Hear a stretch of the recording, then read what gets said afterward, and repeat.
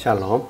Hari ini kita akan renungkan Injil Yohanes pasal 9, teksnya ayat 13 sampai 23. Dan sudah dibagi dua paragraf. Paragraf yang pertama, ayat 13 sampai 17. Timbullah pertentangan di antara orang-orang Farisi, sebab persembuhan itu terjadi hari Sabat.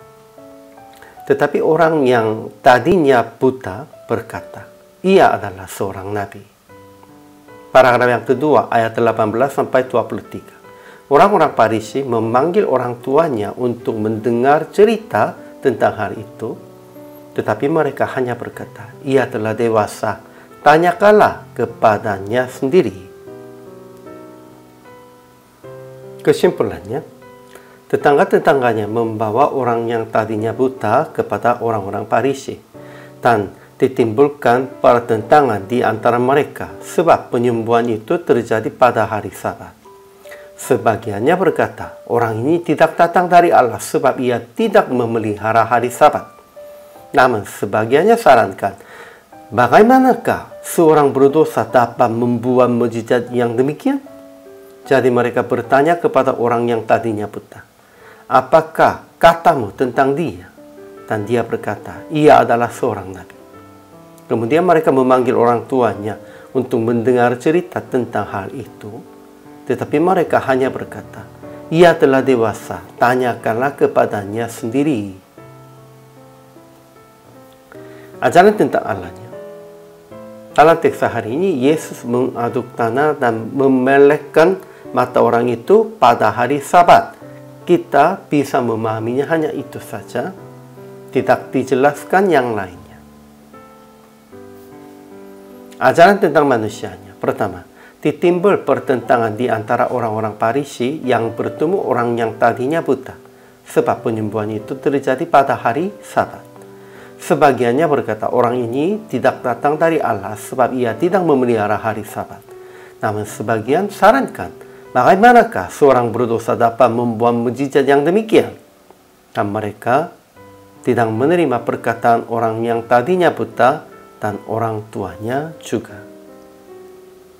Kedua, orang yang tadinya buta saksikan proses yang matanya menjadi melek dan mengaku tentang Yesus, ia adalah seorang nabi. Ketiga, orang tuanya yang datang kepada orang-orang Farisi itu berkata, ia telah dewasa, tanyakanlah kepada sendiri. Karena mereka takut kepada orang-orang Yahudi, sebab orang-orang Yahudi itu telah sepakat bahwa setiap orang yang mengaku dia Yesus sebagai Mesias akan dikucilkan. Jadi aplikasi hari ini, pertama, janganlah lebih mementingkan tradisi dan adat istiadat agamawi daripada menyelamatkan nyawa dan jiwa. Masalahnya apa?